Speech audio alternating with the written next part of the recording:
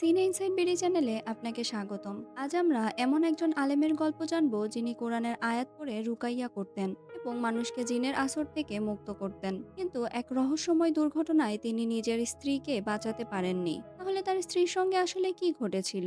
আর এত ইমানদার একজন আলেম হয়েও কেন তিনি নিজের ঘরের মানুষকে শয়তানি শক্তির হাত থেকে রক্ষা করতে পারলেন না? চলুন জেনে নেওয়া যাক আজকের সিনেমা মুনাফিকের সম্পূর্ণ গল্প। গল্পের শুরুতেই আমরা ওস্তাদ আদমকে একটি ভয়ঙ্কর গাড়ি দুর্ঘটনার মধ্যে দেখতে পাই। জ্ঞান ফেরার পর তিনি কোনোভাবে গাড়ি থেকে বের হয়ে রাস্তায় পড়ে থাকা নিজের স্ত্রী জুলাইখার কাছে ছুটে যান। স্ত্রী তখন মর্মান্তিক আহত।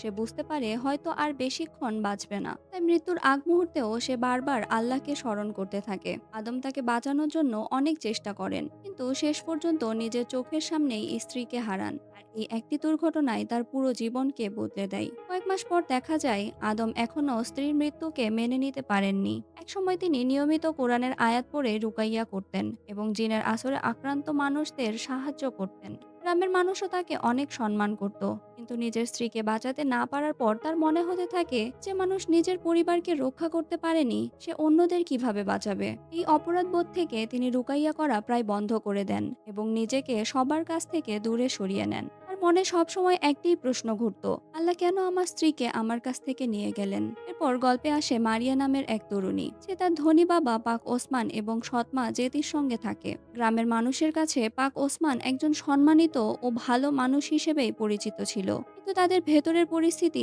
একেবারেই আলাদা। মারিয়া ও তার মায়ের সম্পর্ক ভালো ছিল না, তারা একে অপরকে ঠিকভাবে বিশ্বাস করত না। একদিন মারিয়া বাড়ির ভেতরে একটি পুরনো বাক্স খুঁজে পায়। বাক্সটি হাতে তুলতেই তার পেছনে অদ্ভুত একটি ছায়া দেখা যায়। ঠিক তখনই তার মা দ্রুত সেখানে এসে বাক্সটি তার কাছ থেকে কেড়ে নেয় এবং সে মারিয়াকে কঠোরভাবে বলে এই বাক্সে আর কখনো হাত দেবে না। সাধারণ একটি বাক্স নিয়ে তার মার এমন আচরণ দেখে মারিয়া অবাক হয়ে যায়। সে বুঝতে পারে না বাক্সটির ভেতরে এমন কি আছে যা তার মা সবার কাছ থেকে লুকিয়ে রাখতে চায়। অন্যদিকে আদমের ছেলে আমির তাকে জানায় সে নাকি তার মাকে স্বপ্নে দেখেছে। আমির বলে মা বলছে সে খুব শিগগিরই আবার আমাদের কাছে ফিরে আসবে। আদম তাকে বোঝানোর চেষ্টা করে তার মা মারা গিয়েছে এবং মৃত মানুষ আর ফিরে আসে না। পরের দিন তিনি আমিরকে নিয়ে জুলাইখার কবরের কাছে যান, যেন ছেলেটি সত্যটি মেনে নিতে পারে। আদম যখন আমিরের সঙ্গে কথা বলছিলেন তখন কবরস্থানের কর্মী শাহ দূর থেকে তার দিকে অদ্ভুতভাবে তাকিয়েছিল। শাহর চোখে মুখে এমন একটি ভাব ছিল যেন আদমকে দেখে সে খুবই অবাক হয়েছে, কিন্তু আদম বিষয়টির কারণ বুঝতে না পেরে আমিরকে নিয়ে সেখান থেকে চলে যান। মারিয়া একটি অফিসে কাজ করত, সেখানে ফাজলি নামে একজন যুবক তাকে অনেক ভালোবাসতো। একদিন ফাজলি মারিয়ার ব্যাগের মধ্যে ডিপ্রেশনের ওষুধ দেখতে পায়। সে জানতে চায় মারিয়া কেন এসব ওষুধ খাচ্ছে। ফাজলি তাকে বোঝায় কোনো সমস্যা হলে সে যেন তার সঙ্গে কথা বলে, কিন্তু মারিয়া কিছুই বলতে চায় না, কারণ সে ভয় পেত তার সঙ্গে ঘটে যাওয়া অস্বাভাবিক ঘটনাগুলোর কথা বললে সবাই হয়তো তাকে পাগল ভাববে। সেই রাতে আদমের বন্ধু আজমান তার সঙ্গে দেখা করতে আসে। আজমানও আগে আদমের সঙ্গে রুকাইয়ার কাজে সাহায্য করত। তারা দুজন মিলে অনেক জিনে আক্রান্ত মানুষের চিকিৎসা করেছে। আজমান তাকে আবার মানুষের সাহায্য করা শুরু করতে বলে, কিন্তু আদম জানায় স্ত্রীর মৃত্যুর পর তার আর কোনো কাজেই মন বসে না। আজমান তাকে বোঝায় একটি বিপদের কারণে মানুষের উপকার করা ছেড়ে দেওয়া ঠিক নয়। নিজেকে সবার কাছ থেকে দূরে রাখলে তোমার কষ্ট আরো বাড়বে। তবুও আদম তখন নিজের সিদ্ধান্ত বদলাতে প্রস্তুত ছিলেন না। এর মধ্যে মারিয়ার মা মারিয়ার ঘরে জিন, কালো জাদু এবং শয়তানি শক্তি নিয়ে লেখা কিছু অদ্ভুত বই খুঁজে পায়। বইগুলো দেখে সে ভয় পেয়ে যায়। অন্যদিকে মারিয়াও সন্দেহ করতে থাকে তার মায়ের পুরনো বাক্স এবং গোপন আচরণ দেখে। এ বাড়িতে আসলে কে কি লুকিয়ে রেখেছে সেটি তখনও পরিষ্কার হয় না। ধীরে ধীরে মারিয়ার চারপাশে অস্বাভাবিক ঘটনা বাড়তে থাকে। একদিন অফিস থেকে বের হওয়ার সময় সে লিফটে ওঠে। কিছু দূর যাওয়ার পর হঠাৎ লিফটটি বন্ধ হয়ে যায়। আলো বারবার জ্বলে এবং নিভতে থাকে। আর সেই অন্ধকারের মধ্যে মারিয়া কারো ভয়ঙ্কর পা দেখতে পায়। ভয়ে সে আল্লাহকে স্মরণ করতে শুরু করলে লিফটের দরজা খুলে যায়। মারিয়া দ্রুত বাইরে বের হয়ে নিজের গাড়ির দিকে চলে যায়। ফাজলি তাকে থামিয়ে কি হয়েছে জানতে চাইলেও সে কোনো উত্তর না দিয়েই সেখান থেকে চলে যায়। এদিকে আদম গ্রামের ইমাম আলীর সঙ্গে দেখা করে নিজের কষ্টের কথা বলেন। তিনি জানান যে গাড়িটি তাদের আঘাত করে পালিয়ে গিয়েছিল সেই চালককে তিনি খুঁজে বের করতে চান। তার বিশ্বাস ছিল এই দুর্ঘটনাটি কোনো সাধারণ দুর্ঘটনা ছিল না, কিন্তু ইমাম আলী তাকে বলেন প্রতিশোধ নিলেও তোমার স্ত্রী আর ফিরে আসবে না। তোমার মনের রাগ, দুঃখ আর হতাশাকে শয়তান ব্যবহার করবে। তুমি আল্লাহর উপর ভরসা রাখো। তবে আদম তখনও স্ত্রীর মৃত্যুর জন্য দায়ী মানুষটিকে ক্ষমা করতে প্রস্তুত ছিলেন না। দিন বাড়ি ফেরার পথে একটি টানেলের মধ্যে মারিয়ার গাড়ি হঠাৎ বন্ধ হয়ে যায়। গাড়ি থেকে নামার পর একটি ছোট বল গড়িয়ে এসে তার সামনে থামে। কিছুক্ষণ পর একটি শিশু সেখানে এসে বলটি তুলে নেয়। শিশুটি যখন মারিয়ার দিকে ফিরে তাকায়, তখন দেখা যায় তার মুখ ভয়ঙ্করভাবে পোড়া। মারিয়া ভয়ে চোখ বন্ধ করে ফেলে। আবার চোখ খুললে শিশুটিকে আর দেখা যায় না, কিন্তু তার জায়গায় একটি ভয়ঙ্কর ছায়ামূর্তি দাঁড়িয়েছিল। মারিয়া দ্রুত গাড়িতে উঠে সেখান থেকে পালিয়ে যায়। সেই রাতে আদম বাড়ির বাইরে একটি শব্দ শুনতে পান। বাইরে এসে তিনি কবরস্থানের কর্মী শাহকে দ্রুত চলে যেতে দেখেন। আদম তাকে ডাকলেও শাহ কোনো উত্তর দেয় না। এতে তার মনে সন্দেহ তৈরি হয়, শাহ কেন বারবার তাকে অদ্ভুতভাবে দেখছে এবং রাতের বেলা তার বাড়ির কাছে বা কি করছিল।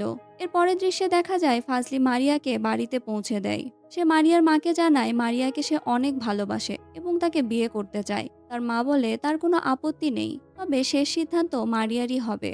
এরপর সেই রাতে আদম জুলাইখাকে নিয়ে একটি ভয়ঙ্কর স্বপ্ন দেখেন।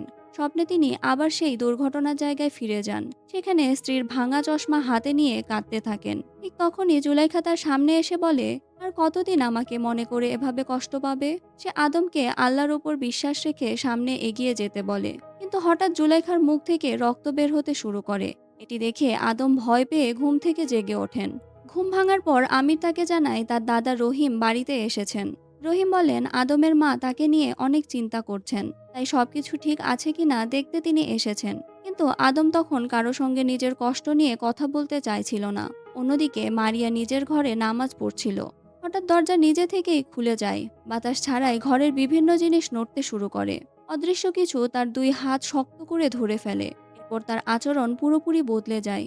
চিৎকার দেখে তার মা ঘরে এসে দেখে মারিয়ার শরীর অস্বাভাবিকভাবে বাঁকছে এবং তার চোখে মুখে ভয়ঙ্কর পরিবর্তন এসেছে। উপায় না দেখে তিনি ওস্তাদ আদমের সাহায্য চায়। প্রথমে আদম সেখানে যেতে রাজি হন না, কিন্তু আজমান তাকে বোঝায় বিপদে পড়া একজন মানুষকে ফিরিয়ে দেওয়া ঠিক হবে না। শেষ পর্যন্ত আদম ও আজমান মারিয়াদের বাড়িতে যায়। শুরুতে মারিয়াকে শান্তভাবে বসে আল্লাহ স্মরণ করতে দেখা যায়, কিন্তু আদম কোরআনের আয়াত পড়া শুরু করতেই তার কণ্ঠ বদলে যায়। সে অদ্ভুতভাবে হাসতে থাকে এবং হঠাৎ দেওয়ালের উপরে উঠে যায়। মারিয়ার শরীরে থাকা জিনটি আদম এবং আজমানকে হুমকি দিয়ে বলে, এখান থেকে চলে যাও, না হলে তোমাদের মেরে ফেলবো। আদম ও আজমান রুকাইয়া চালিয়ে গেলে জিনটি আজমানকে দেওয়ালের সঙ্গে ছুঁড়ে মারে। এরপর মারিয়ার শরীরকে ভয়ঙ্করভাবে বাঁকাতে শুরু করে। তবু আদম কোরআনের আয়াত পড়া বন্ধ করেন না। একসময় মারিয়া মাটিতে পড়ে যায় এবং তার মুখ থেকে কালো রঙের বমি বের হয়। কিছুক্ষণ পর সে স্বাভাবিক হয়ে যায়। তার মা মনে করে হয়তো বিপদ শেষ হয়েছে, কিন্তু আদম বুঝতে পারেন এটি কেবল শুরু। কিছুদিন পর আদমের বাবা ঘরে জুলাইখার ছবি, ভাঙা চশমা এবং মৃত স্ত্রীর উদ্দেশ্যে লেখা অনেক চিঠি দেখতে পান। বুঝতে পারেন আদম এখনও স্ত্রীর মৃত্যুকে মেনে নিতে পারেননি। তার বাবা চিঠিগুলো হাতে নিতেই আদম রেগে গিয়ে সেগুলো কেড়ে নেন এবং তাকে নিজের ঘরে আসতে নিষেধ করেন। এদিকে মারিয়ার মার পুরনো সেই বাক্সটি হঠাৎ হারিয়ে যায়। সে মারিয়াকে দোষারোপ করে, কিন্তু মারিয়া জানায় সে বাক্সটিতে হাত দেয়নি। অফিসে ফাজলির কয়েকজন সহকর্মী তাকে নিয়ে মজা করতে থাকে। তারা বলে হয়তো মারিয়ার বাবার সম্পত্তির জন্যই সে তাকে বিয়ে করতে চায়। এসব কথা শুনে ফাজলি রেগে গিয়ে একজনকে মারধর করে। এক রাতে মারিয়া ঘুমন্ত অবস্থায় ঘর থেকে বের হয়ে আসে। মারিয়ার মা তাকে থামাতে গেলে দেখা যায় জিনটি আবার তার শরীর নিয়ন্ত্রণে নিয়েছে। মারিয়া তার মাকে আক্রমণ করে টেনে নিয়ে যেতে থাকে। তার মা প্রাণ ভিক্ষা চাইলে সে তাকে ছেড়ে দেয়, কিন্তু যাওয়ার আগে বলে, তুমিও আমারই একজন। কথাটির অর্থ তখনও পরিষ্কার হয় না। এর মধ্যে আমির আবার আদমকে বলে তার মা সত্যিই বাড়িতে ফিরে এসেছে। সে আদমের হাত ধরে উপরতলায় নিয়ে যায়।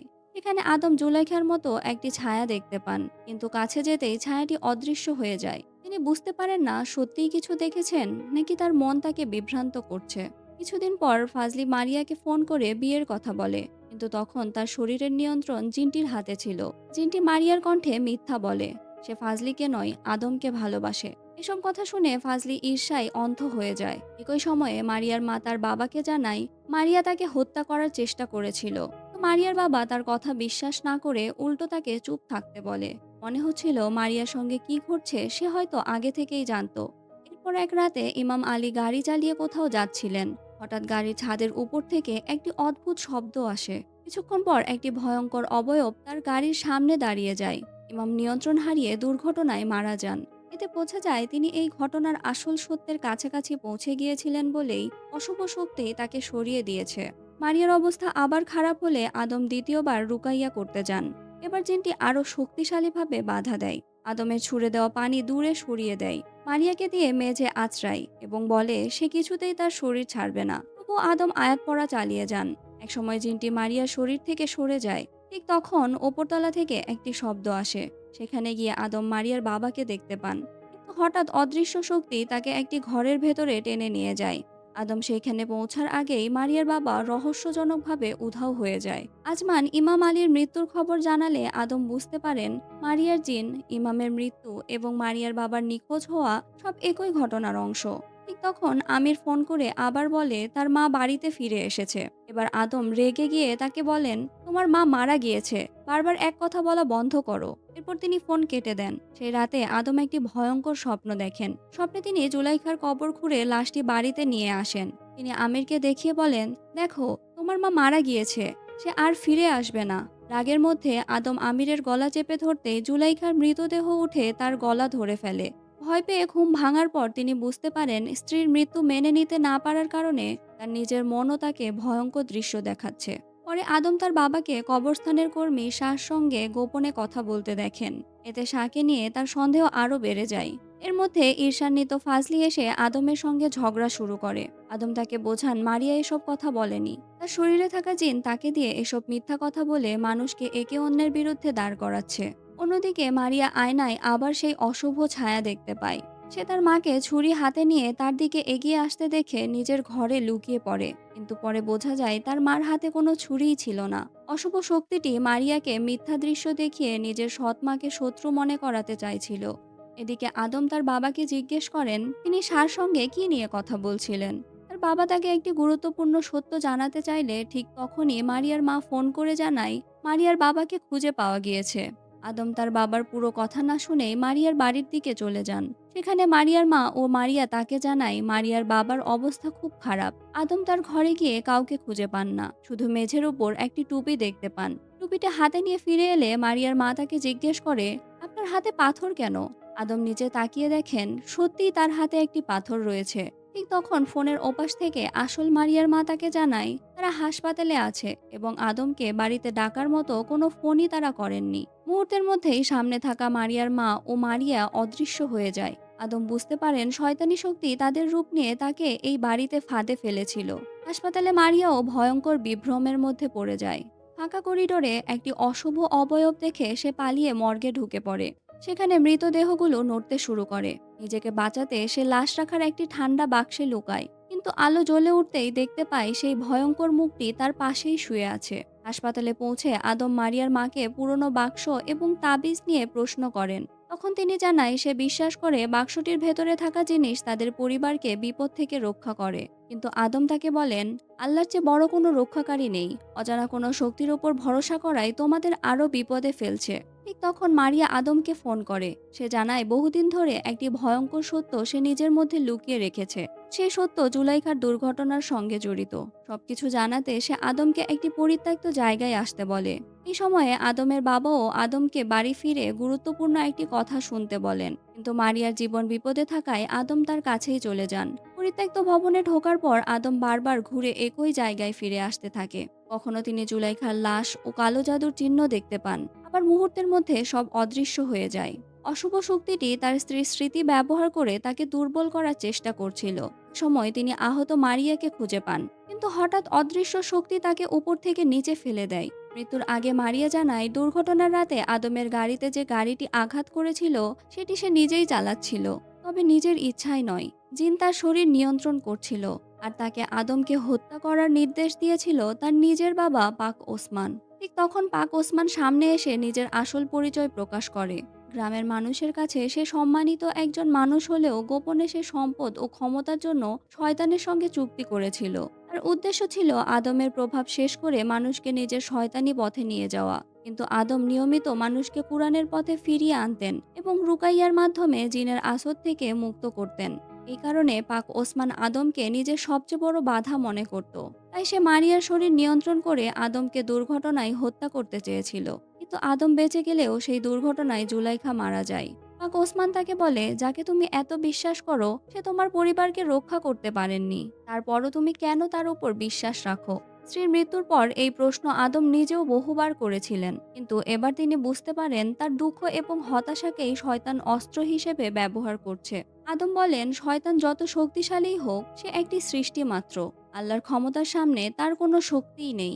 এই কথা শুনেই পাক ওসমান একটি ভয়ঙ্কর শয়তানি শক্তিকে ডেকে আদমের ওপর আক্রমণ করায়। আদমকে দেয়ালে আশ্রে ফেলা হয় এবং গলা চেপে ধরা হয়। তবুও তিনি আল্লাহকে স্মরণ করতে থাকেন। পাক ওসমান শেষ আঘাত করার জন্য এগিয়ে এলে হঠাৎ শক্তিশালী একটি বজ্রপাত তার শরীরে পড়ে। মুহূর্তের মধ্যে সে আগুনে পুড়ে মারা যায়। এরপর আদমের বাবা ও শাহ সেখানে এসে আদমকে সবচেয়ে বড় সত্যিটি জানায়। সেই গাড়ির দুর্ঘটনায় শুধু জুলাইখা নয়, তাদের ছেলে আমিরও মারা গিয়েছিল। এতদিন আদম যে আমিরকে দেখছেন, তার সঙ্গে কথা বলছেন এবং কবরস্থানে নিয়ে গিয়েছেন, সবকিছু ছিল তার ভেঙে পড়া মনের কল্পনা। এই কারণেই শাহ কবরস্থানে আদমকে দেখে অবাক হয়ে তাকিয়ে থাকত। বাইরে থেকে সে শুধু আদমকে একা দাঁড়িয়ে কথা বলতে দেখেছিলেন। বাস্তবে তার পাশে কোনো আমিরই ছিল না। সত্যিটি জানার পর আদম বুঝতে পারেন তিনি একই দুর্ঘটনায় তার স্ত্রী এবং সন্তান দুজনকেই হারিয়েছেন। আর তার এই শোক, রাগ এবং সত্য মেনে নিতে না পারার দুর্বলতাকেই শয়তানি শক্তি ব্যবহার করে তাকে আল্লাহর উপর বিশ্বাস হারাতে বাধ্য করেছিল।